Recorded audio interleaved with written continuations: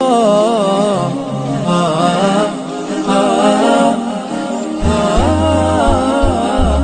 علیکم ورحمۃ اللہ، میں ہوں یاسر ندیم الواجدی۔ آپ کو جہاد کی ڈیفینیشن نہ تو قرآن میں ملے گی اور نہ ہی حدیث میں،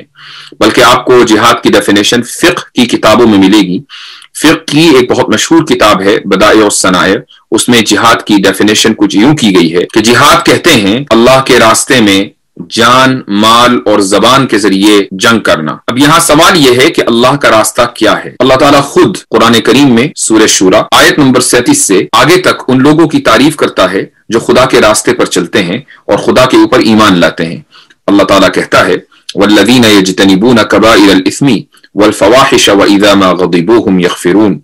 اور جو بڑے بڑے گناہوں اور بے حیائی کے کاموں سے پرہیز کرتے ہیں اور جب ان کا غصہ آتا ہے تو وہ درگزر سے کام لیتے ہیں۔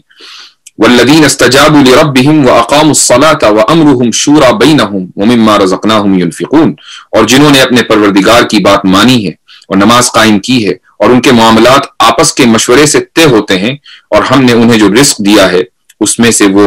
نیکی کے کاموں میں خرچ کرتے ہیں۔ والذین اذا اصابهم البغی هم ينتصرون، اور جب ان پر کوئی زیادتی ہوتی ہے تو وہ اپنا دفاع کرتے ہیں۔ وجزاء سیئۃ سیئۃ مثلها، اور کسی برائی کا بدلہ اس جیسی برائی ہے۔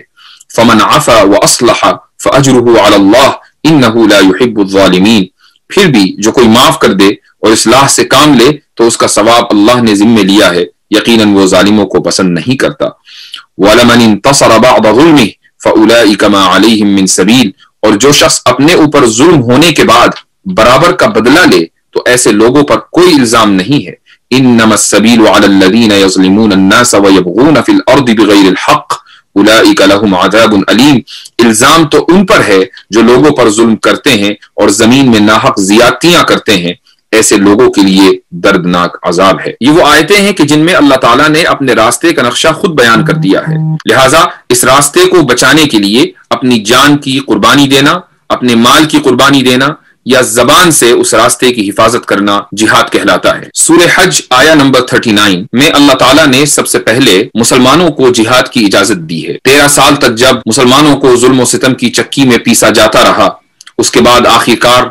نبی کریم صلی اللہ علیہ وسلم نے مکہ سے مدینہ منورہ ہجرت کی اور 6 مہینے کی کوششوں کے بعد باقاعدہ ایک اسٹیٹ قائم کی۔ اس کے بعد یہ آیت نازل ہوئی۔ اللہ فرماتا ہے اذن للذین یقاتلون بانہم ظلموا وَإِنَّ اللَّهَ عَلَى نَصْرِهِمْ لَقَدِيرٌ، جن لوگوں سے جنگ کی جا رہی ہے انہیں اجازت دی جاتی ہے کہ وہ اپنے دفاع میں لڑیں کیونکہ ان پر ظلم کیا گیا ہے، اور یقین رکھو کہ اللہ ان کو فتح دلانے پر پوری طرح قادر ہے۔ آیت نمبر 40 میں اللہ کہتا ہے الَّذِينَ أُخْرِجُوا مِن دِيَارِهِمْ بِغَيْرِ حَقٍّ إِلَّا أَن يَقُولُوا رَبُّنَا اللَّهُ، یہ وہ لوگ ہیں جنہیں صرف اتنی بات پر اپنے گھروں سے ناحق نکالا گیا ہے کہ انہوں نے یہ کہا تھا کہ ہمارا پروردگار اللہ ہے، اور اگر اللہ لوگوں کے ایک گروہ کے شر کو دوسرے کے ذریعے دفع نہ کرتا رہتا تو خانقاہیں اور کلیسا اور عبادت گاہیں اور مسجدیں جن میں اللہ کا کثرت سے ذکر کیا جاتا ہے سب مسمار کر دی جاتی۔ یہاں غور کرنے کی بات یہ ہے کہ جہاد سے متعلق اس پہلی آیت میں اللہ نے جہاد کے مقصد کو ذکر کیا ہے، اور اس مقصد میں اس چیز کا خصوصی طور پر ذکر کیا گیا ہے کہ اگر جہاد کے ذریعے شر کو یعنی برائی کو، ایول کو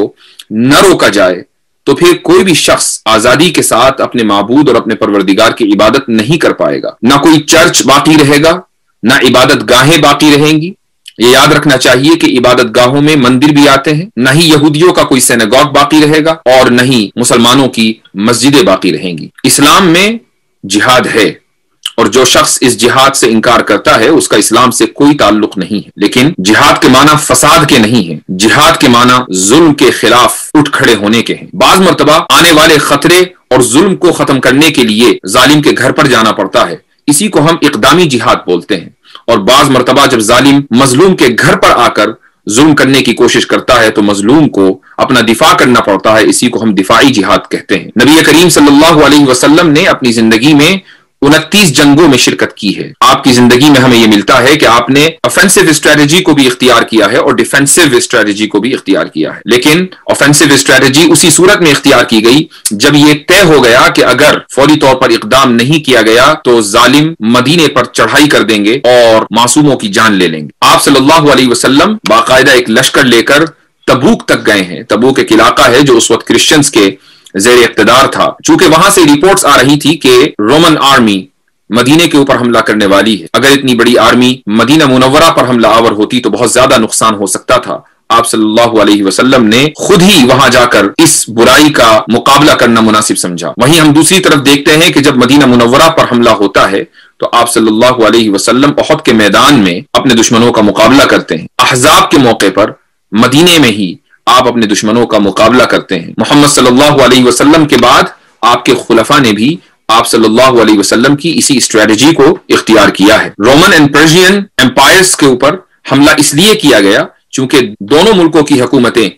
عربین پیننسولا پر حملہ کرنے کی پلاننگ کر رہی تھی، اس لیے ان کے شر کو ان کے گھر میں جا کر ختم کرنا ضروری تھا۔ یہی وجہ ہے کہ آپ صلی اللہ علیہ وسلم نے اپنے صحابہ کو یہ نصیحت کی تھی کہ اترکوا الاتراک ما ترکوکم، یعنی ترکوں کو، جن کو آج کے زمانے میں منگولینز کہا جاتا ہے، آپ صلی اللہ علیہ وسلم نے فرمایا تھا کہ منگولینز کو مت چھیڑنا جب تک وہ تم کو نہ چھیڑیں، چونکہ ان سے کوئی فوری خطرہ نہیں تھا۔ اگر اسلام ایکسپینشنسٹ ہوتا تو نبی کریم صلی اللہ علیہ وسلم کی تیار کردہ جماعت یعنی صحابہ کی جماعت کو ترکوں پر حملہ کرنے سے کوئی روک نہیں سکتا تھا۔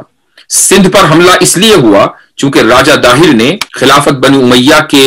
بھاگے ہوئے دہشت گردوں کو اپنے یہاں پناہ دی تھی، اور بار بار عراق کے گورنر نے جب راجہ داہر سے ان دہشت گردوں کو واپس کرنے کی مانگ کی تو راجہ داہر نے اپنے غرور میں آ کر اس مانگ کو ٹھکرا دیا تھا۔ سندھ پر حملہ اس لیے ہوا تھا۔ جو لوگ تاریخ سے ناواقف ہیں وہ دراصل اس پروپیگنڈے کا شکار ہو جاتے ہیں جو میڈیا اور سوشل میڈیا کے ذریعے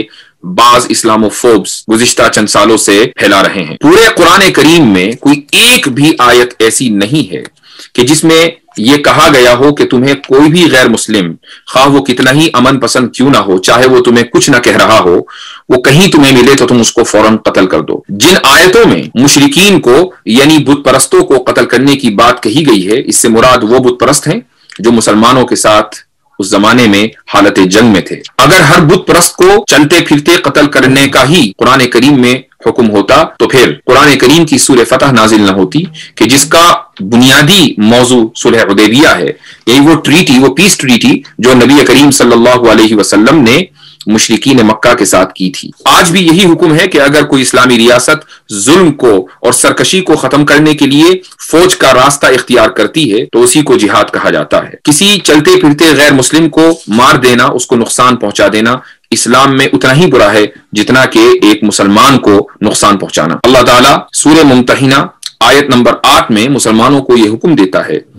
لا ينهاكم الله عن الذين لم يقاتلوكم في الدين ولم يخرجوكم من دياركم ان تبروهم وتقسطوا اليهم ان الله يحب المقسطين۔ اللہ تمہیں اس بات سے منع نہیں کرتا کہ جن لوگوں نے